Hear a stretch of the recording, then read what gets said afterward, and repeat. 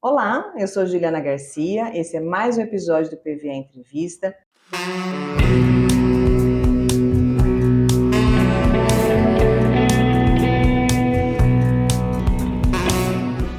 Hoje eu estou recebendo aqui uma pessoa bem especial para mim, que eu conheço há bastante tempo. É médica, psiquiatra, mãe de três, tem uma tripla jornada e nós vamos falar sobre saúde mental. Seja muito bem-vinda. Antes de tudo, quero te agradecer por ter topado, né? Todos os convidados que eu chamo aqui eu fico muito feliz porque topam vir conversar.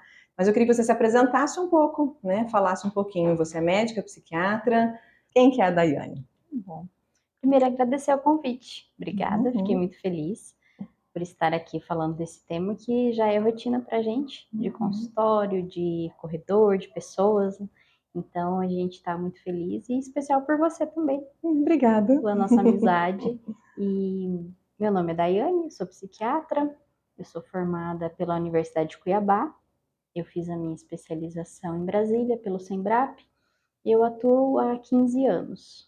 É um assunto que gera resistência em alguns, curiosidade em outros, mas eu estou sempre lidando com o preconceito. A maior parte do público tem um certo preconceito com o médico psiquiatra, né? Então eu sempre costumo ir dentro do consultório para fazer uma psicoeducação, desmistificar o porquê que a gente quer uma avaliação, porquê que a gente está orientando o médico a procurar um psiquiatra. E as pessoas às vezes ficam meio chocadas do tipo, não, nossa, por que eu tenho que procurar um psiquiatra? Tem um medo, né?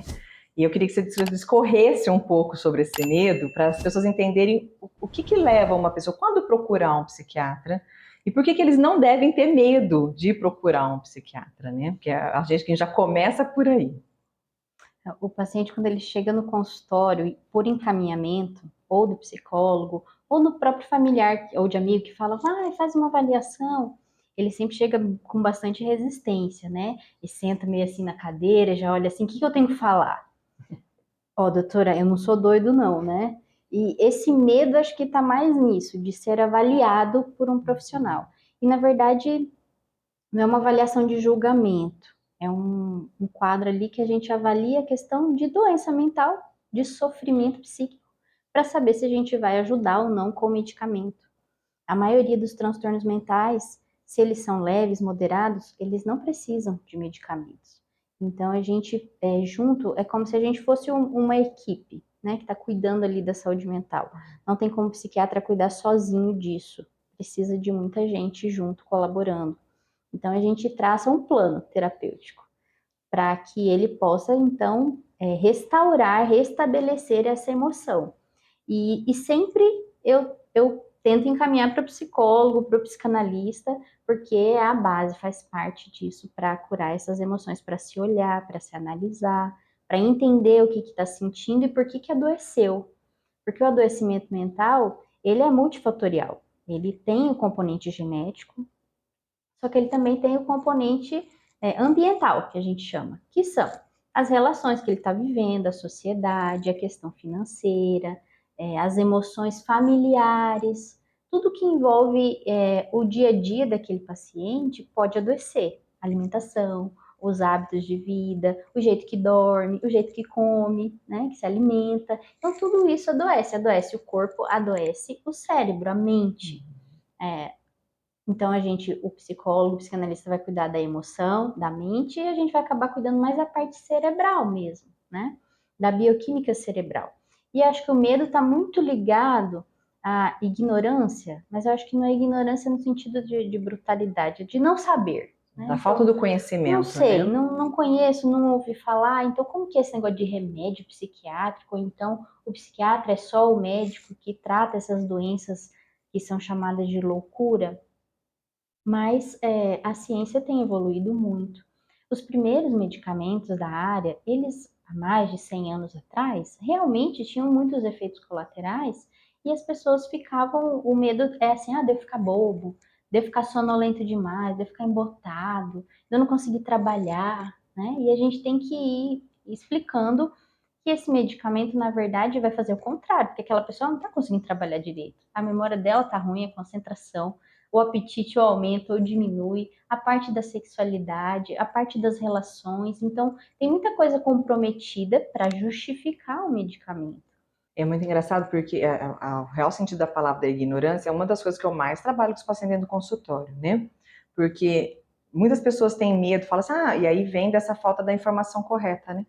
Fulano fez tratamento, toma remédio há 20 anos e não melhora. Mas só tomou o remédio às vezes, né? Não tem todo esse time por trás. Então não fez a terapia, não melhorou a qualidade de vida, não tem uma prática de esporte, não melhorou as relações ou o trabalho, os vícios, né? Então, coloca um peso muito grande só na medicação. E a medicação sozinha não vai resolver nada, né?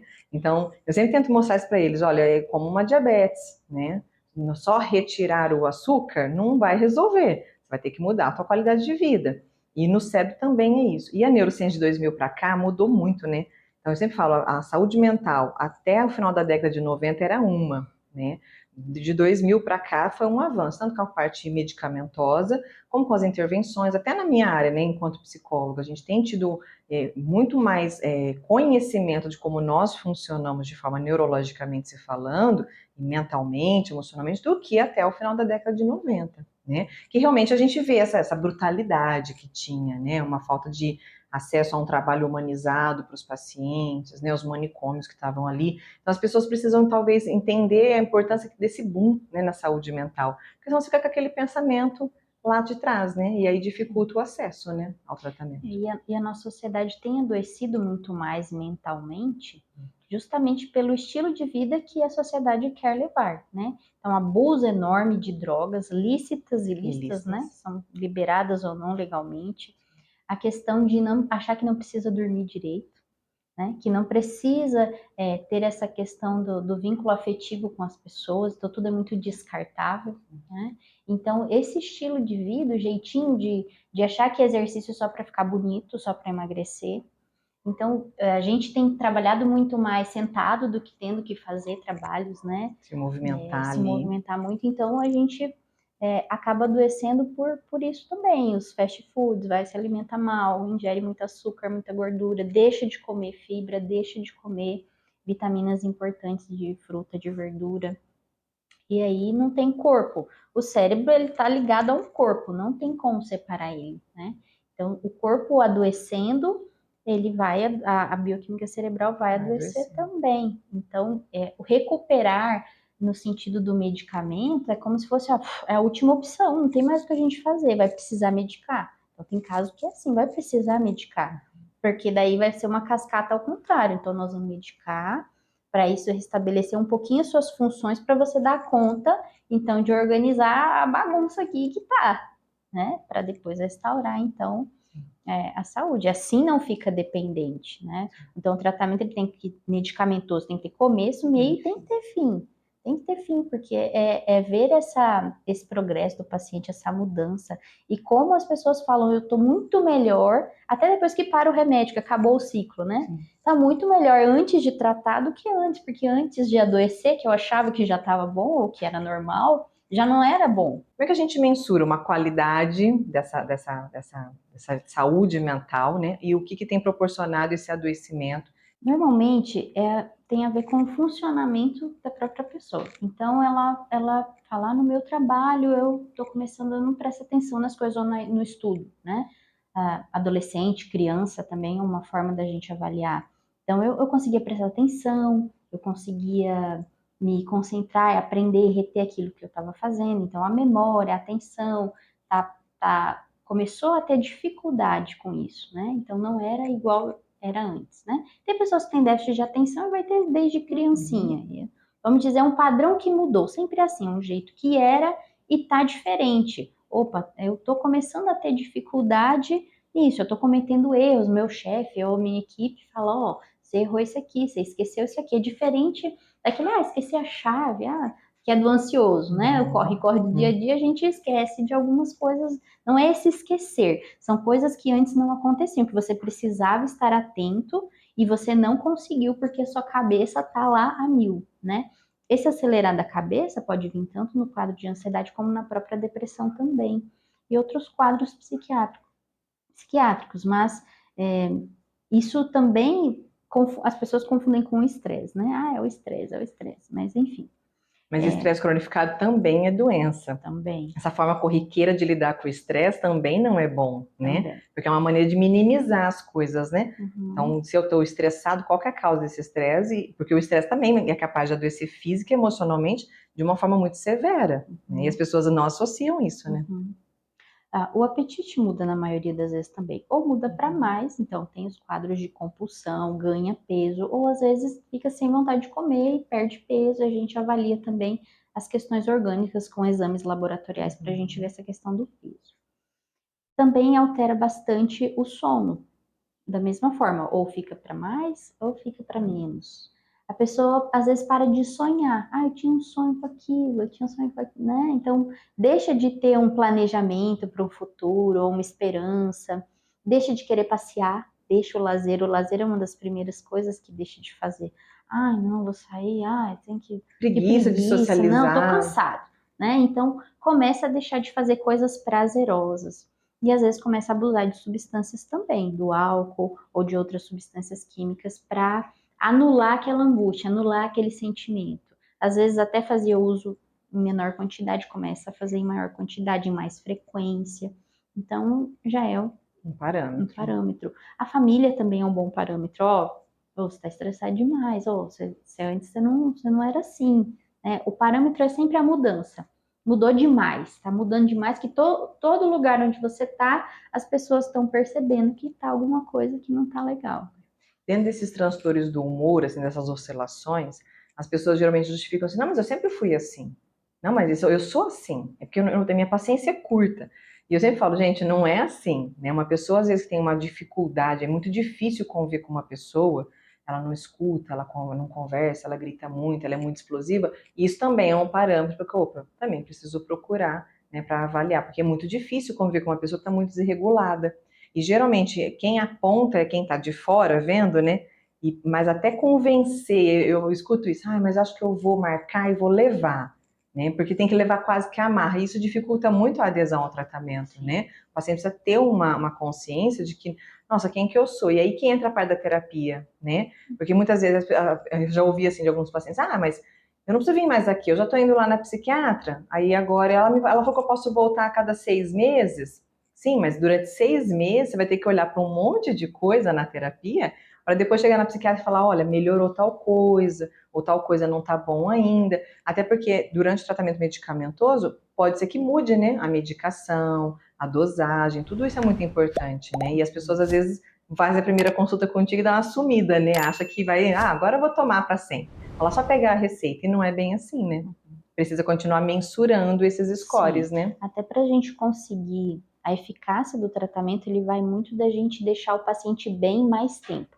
Então, se nesse meio tempo ele fica tendo muita oscilação e ele fica um mais ou menos, então esse meia boca aí do meio do tratamento que não é legal. Então a gente faz a avaliação frequente mesmo, 6 meses não. Né? Não dá, né? Eles é que se dão Que esse se dão. prazo, porque para a gente deixar sempre melhor, potencializar sempre bem, porque o cérebro ele tem essa plasticidade de aprender com o remédio. Então, normalmente os remédios eles recaptam esses neurotransmissores que estão soltos ali no cérebro, para dentro do neurônio de volta. Então, é isso que o remédio vai fazendo, é como se o neurônio a médio e longo prazo ele vai aprendendo. Então, por isso o tratamento nunca é assim com medicamento, um mês. Não, são às vezes até um ano de medicamento. Mas nesse um ano o cérebro está aprendendo, opa, é assim que eu funciono, então é aqui que eu recapto. Então ele está aos pouquinhos ali aprendendo a fazer O aquilo. caminhozinho de volta. Isso. E aí, lógico que com toda a mudança de estilo, com toda a questão emocional resolvida, assim, esses gatilhos, né? Fala, é o gatilho. O gatilho é o Uhum. trauma. Todo mundo tem trauma, todo mundo tem coisas a resolver. Não tem jeito, o nosso mundo, o jeito que a gente cresceu, acho que não importa qual geração, cada geração vai ter o seu trauma, né? O seu jeito que foi educado, como foi a família. E é muito difícil a gente ter uma família funcional.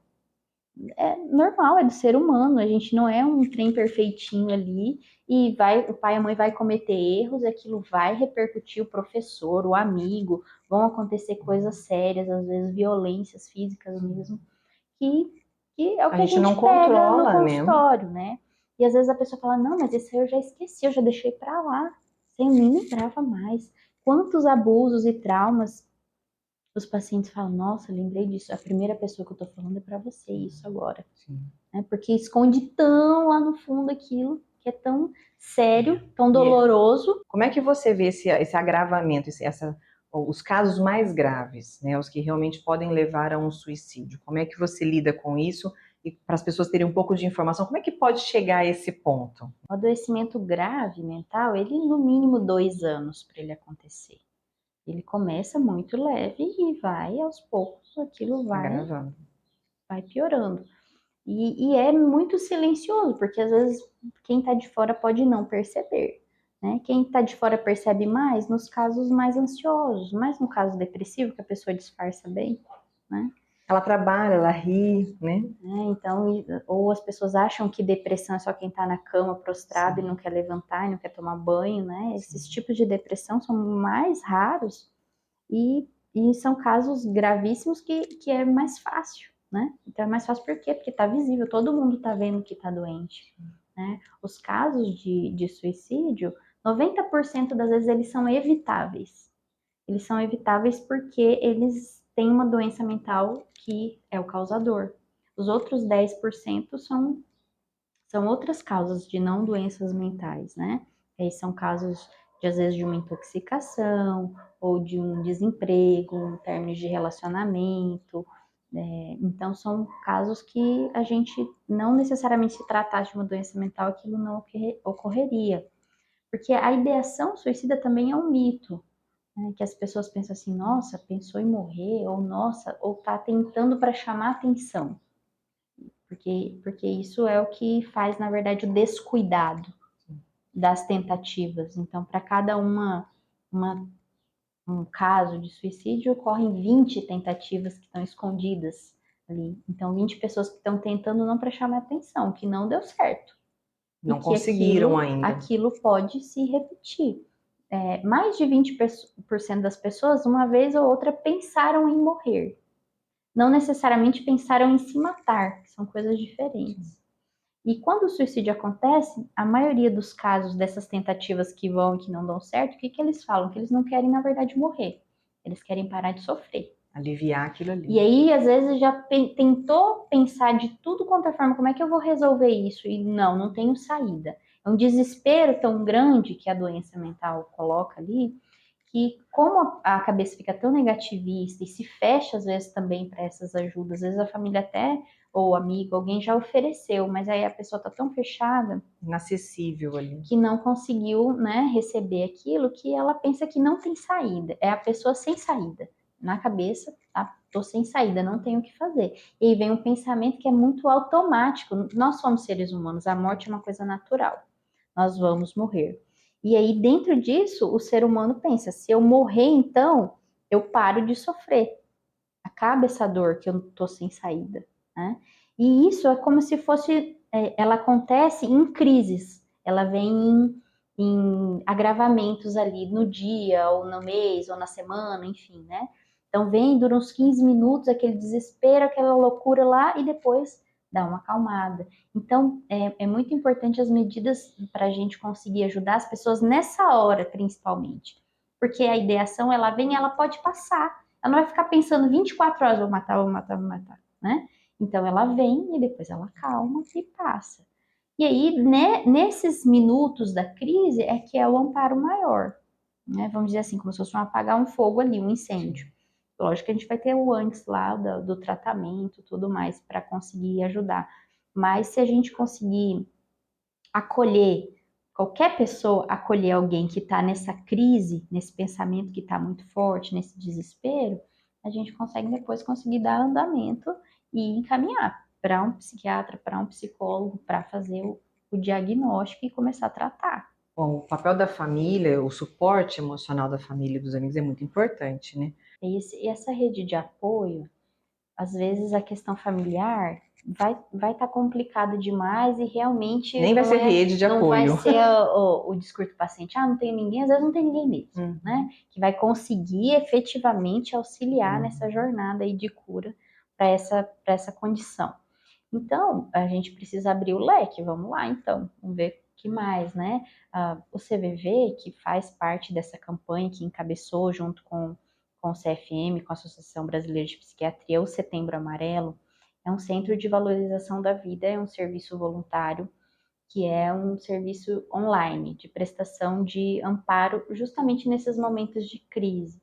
Ele pode, ou por telefone ou por chat online.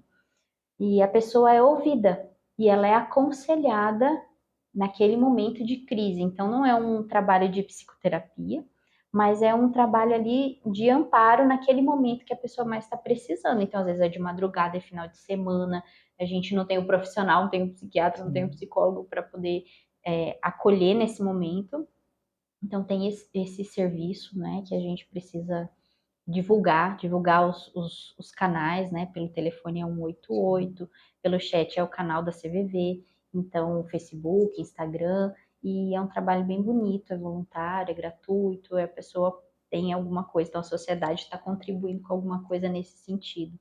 E também existem os vínculos religiosos, que quando bem aplicados, além de funcionar como uma questão de lazer, de sair de casa, de estar se vinculando com outras pessoas, também é o amparo da questão espiritual, né? Então, o brasileiro, ele é muito religioso, muito espiritualizado, nesse sentido de crença, né? Crença religiosa.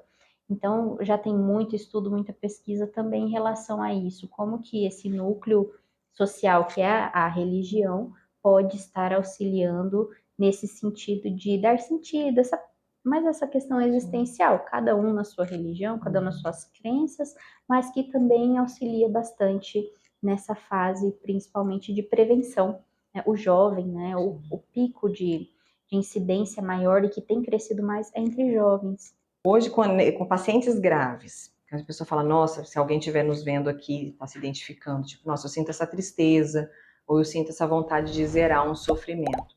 Qual seria a tua primeira recomendação? O que essa pessoa, se ela não tiver um amparo familiar, o que ela deveria fazer? A primeira coisa é buscar uma avaliação, né? Porque nessa avaliação, na consulta, a gente vai conseguir entender, às vezes, porque às vezes tem a ideação, mas não tem doença. Para quem não está familiarizado com o termo, explica o que é, quando você quer dizer ideação suicida, como é que a gente explica o que é ideação suicida? Para quem nunca ouviu, fala, o que é ideação suicida? Ideação suicida é quando a pessoa tem a ideia, a vontade, né, de querer morrer. É diferente de planejar e de realmente estar, não, eu planejei já, vou fazer assim, assado, né? Hora, Então, é dia, só local, uma como é que ideia. vai ser? Se eu morresse seria bom. Mas se eu morresse, acabava isso tudo. Então, são até frases de alertas que às vezes as pessoas soltam, né? Ninguém gosta de mim mesmo. Não tem nada para mim aqui. Eu só sou um peso. Não vale a pena essa vida ser vivida? Sim. Então, nesses casos, a gravidade toda, ela vai ser avaliada e vai ser cuidado isso. Então vamos começar, né? Normalmente quando tem a ideação, a gente precisa assim chamar alguém.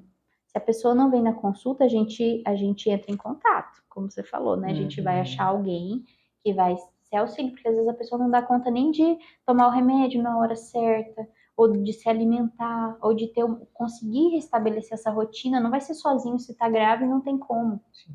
Vai precisar de alguém para ajudar. Às vezes vai ser essa família disfuncional, mas é a mãe que dá conta de dar o remédio. Alguma coisa essa Num primeiro família vai momento, ajudar. ela vai ter que fazer isso. Sim. E aí vai então, começa a melhorar. A gente vai fazer o monitoramento junto, todo mundo vai monitorar. Tem casos que são graves que precisam internar, sim, né? Que é uma internação. Mas isso tudo também, existe também a internação que a gente fala domiciliar, que é o melhor, né? O melhor quando tem essa família acolhimento. que quer ajudar nesse momento e que não vai ficar falando, mas você não vai fazer, você quer, faz logo. Quem quer se mata. São frases terríveis para uma pessoa que está em sofrimento tão agudo. Tá vulnerável. Ou seja, então realmente para mim não é aqui ninguém vai fazer falta, eu não vou fazer falta, né? Então é mais incentivadoras do que as pessoas acham que não, né? Se eu falar isso, ela vai tomar um susto e vai não querer fazer. E é o contrário, aí que estimula, né? Você tem dados sobre essa questão de uma perspectiva? Igual você falou, tá mais em jovens, né? No Brasil, qual que é os dados com questão a suicídio? os dados vêm subindo mundialmente, vem subindo, né? Todos os anos a OMS levanta esses dados e é bem complicado, bem assustador, porque por exemplo, em jovens, é a segunda causa de morte em jovens de 15 a 24 anos, então é uma causa muito importante, é uma coisa muito séria para essa faixa etária, principalmente, né? No mundo, a cada 40 segundos, uma pessoa comete. No Brasil, por dia, 44 suicídios em média do ano passado. Foi esse dado. Então, é muita coisa, Muita coisa. E pensar que grande parte desses números poderia ter sido tratado, né, ou acolhido, ou modificado em alguma situação.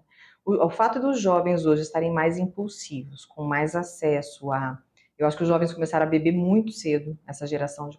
O consumo alcoólico é extremo, muita automedicação, né? Então, assim, a gente tem pacientes que usam medicações com bebida para potencializar isso, um excesso de, que as pessoas acham que não tem problema, mas o energético, né, com bebida alcoólica, que vira uma bomba. E fora tudo que é a criatividade desse povo fumar, né? Que eu falei, ô geração criativa para fumar qualquer coisa. Você acha que isso favorece esse adoecimento psíquico desse jovem, para esses números serem tão altos entre os jovens? sim, sim. Tudo isso que você falou e junto a questão do acesso muito fácil à internet, que dá acesso a tudo, né? Então, se eu estou insatisfeita aqui, aquela insatisfação do jovem que é normal, ele está se crescendo, se identificando, e aí, não, às vezes a mãe nem é tão essa mãe invasiva, é só uma mãe que deu algum limite, e ele não quer aquele limite. Então, ele já vai, né, como o jovem tem esse ímpeto, ele já vai para algum outro refúgio, né? Então, sim, as drogas, os abusos, a questão do sono que o jovem desregula muito, né? Jogando à noite, na madrugada, virando aquilo ali, Também né? essa questão de jogos, o excesso, né? De Todo o tudo. excesso vai gerando uma vida totalmente disfuncional. A maioria dos jovens que eu recebo no consultório que tem depressão, a gente pode perguntar, você joga? E que horário você joga? Sempre é assim, sempre é de madrugada, daí fala porque eu não tenho sono, mas porque não fez a tarefinha do sono, né? Não devolve essa capacidade do cérebro dormir, descansar, né? Se Normalmente refazer. eles estudam de manhã e aí dorme a tarde inteira, porque acordou cedo, porque Sim. ficou cansado, jogou de madrugada, teve que acordar cedo de qualquer jeito para ir para a escola. Depois dorme à tarde e aí à noite já não tem sono no começo da noite, vira uma bola de neve, né? Isso é Sim. uma coisa, né? O sono. Se alimentam mal também, Sim. fazem cada vez menos atividade física, isso é incrível, né? Na nossa época, né? Sim. Era o esporte, tudo isso era normal, era rotina. Hoje a educação física lá um pouquinho, então a gente tem que estimular muito, né? Sim. Essa questão da atividade física no jovem também. E criança e jovem, dificilmente a gente medica. Muito raro o caso que a gente precisa medicar. A gente Só em casos precisa. severos mesmo, Sim, então né? a gente precisa mesmo ouvir, entender essa história, encaminhar para o profissional que a gente acha que vai dar mais conta de lidar com aquela criança, com aquele adolescente, o profissional que vai fazer a terapia, né? Então, isso é muito importante. E pedir exames, às vezes o paciente está com sintomas que podem simular uma depressão, mas ele tem um hipotireoidismo, é uma doença endócrina. E a gente precisa do médico para diagnosticar, descartar. Tem alguma coisa orgânica aqui? Então vamos investigar. O psiquiatra também é médico, então ele precisa descartar qualquer coisa além do cérebro que pode estar gerando aquele sintoma. E a gente precisa olhar para isso. Quantas doenças ortopédicas, gástricas a gente pega em criança, endócrina, e que não vai medicar na psiquiatria. A gente conseguiu achar A aqui a causa ali. causa e vamos descartar. Mas o que te motivou a ir para a psiquiatria? O que te motiva a continuar na psiquiatria? O que motiva é a gente entender que, eu entender na minha prática médica, que tudo estava ligado à questão emocional e mental. Então, às vezes eu estava lá atendendo e via um monte de dor nas costas, de lombalgia, de gastrite, de dor de cabeça, e a pessoa com infecções recorrentes, e a gente via que aquilo, eu precisava até de mais tempo para conversar, e normalmente o clínico geral é aquelas consultas, ainda mais que a gente começa no SUS, né? Então é uma demanda enorme e a gente sabe que tem uma questão ali que não está resolvida, que não adianta passar o remedinho da gastrite, que não vai resolver aquilo, e isso me frustrava muito. é pensar, nossa, eu não estou resolvendo o problema do paciente, eu não estou curando ele integralmente. E a psiquiatria, o tempo da consulta, você olhar para tudo, tudo, né? Na psiquiatria a gente vai olhar o paciente todo, do fio de cabelo até o pé, a gente vai conversar de tudo, vai conversar do passado, vai conversar do futuro. Uhum. Então isso é muito gostoso de ver essa, a gente fala uma cura real, uma coisa verdadeira, é uma coisa que vai fazer diferença demais na vida da pessoa, né? Contribuir. A gente sempre quer um mundo bom, né? Desde jovem eu tenho muito isso. Nossa, eu queria um mundo melhor. Nossa, as pessoas podiam ser melhores, podiam ser boas. Às vezes isso vinha muito da minha questão religiosa, mas eu sempre fui essa sonhadora nesse sentido. De querer dar o meu melhor, de também contribuir com algo bom onde eu estivesse, mas também esperar isso de onde eu estou vivendo, né? Nossa, as pessoas podiam ser melhores pais, melhores filhos, professores bons, onde estivesse na sua profissão, que as coisas fossem melhores, né? Fossem boas. E dentro da psiquiatria a gente consegue ver que muda, como você falou, quando vem o paciente, muda toda a rede em volta dele e isso vai respingar, isso vai chamar atenção, né? De como, nossa, realmente isso pode ser melhor, né? Então, ver isso, ver felicidade, né? Todo mundo busca felicidade. E não é porque vai no psiquiatra que vai ficar feliz, ou que faz terapia e vai ficar feliz. Às vezes é bem pelo contrário, a gente entende realmente o que é felicidade, né? Mas entende todas as emoções que estão por trás, né? Então, isso me dá muita satisfação, sim. As profissões médicas mais reconhecidas, que as pessoas menos trocam de especialidade, mais ficam, é a psiquiatria. Olha.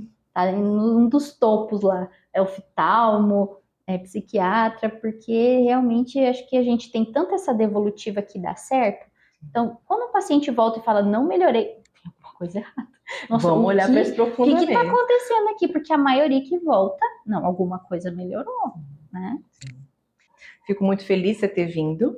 Eu já te deixei o convite aberto para você vir fracionando temas aí, porque vai ter uma demanda muito grande. Então, queria que você voltasse pelo menos uma vez por mês aqui no canal, para a gente poder falar em específico algumas doenças, alguns transtornos, desmistificar outras coisas, tá? Então, pense aí que se você quiser voltar, o canal está aberto, só marca o horário, tá? Se você fosse deixar uma mensagem para quem está te escutando ou te vendo sobre saúde mental ou sobre Setembro Amarelo, qual que seria a tua mensagem para as pessoas? O que você gostaria de deixar de recado? Eu gostaria de deixar de recado é que se olhem, né? Olhem para vocês. Quando a gente fala das nossas emoções, e quando a gente faz terapia, ou vai olhar para a nossa saúde mental, é como se a gente estivesse olhando para um espelho, mas esse espelho é dentro da gente, né?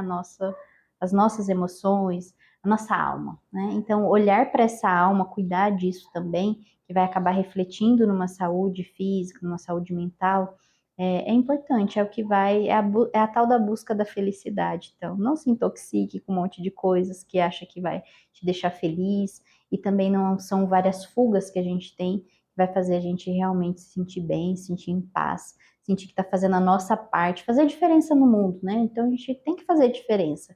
Onde a gente estiver, que a gente possa dar o nosso melhor, mas o nosso melhor também no nosso limite, tudo saudável, tudo bom. E a gente vai aprendendo, né? Então a terapia e o psiquiatra, enfim, eles entram aí no sentido de nos ajudar a ter uma vida mais leve, mais saudável, com mais harmonia, com mais paz, mais felicidade, tudo que todo mundo deseja. Bom, esse foi mais um episódio do PVA Entrevista, no nosso canal aqui de podcast. Se você gostou desse conteúdo, se foi útil, lembra de compartilhar com todo mundo. Você pode se inscrever também no canal e também entrar nos canais ou do Telegram ou do WhatsApp. Você pode mandar a sua dúvida, você pode mandar as suas sugestões e a gente vai estar encaminhando e trazendo a Daiane de novo aqui para falar sobre aquilo que vocês desejarem. Até o próximo episódio.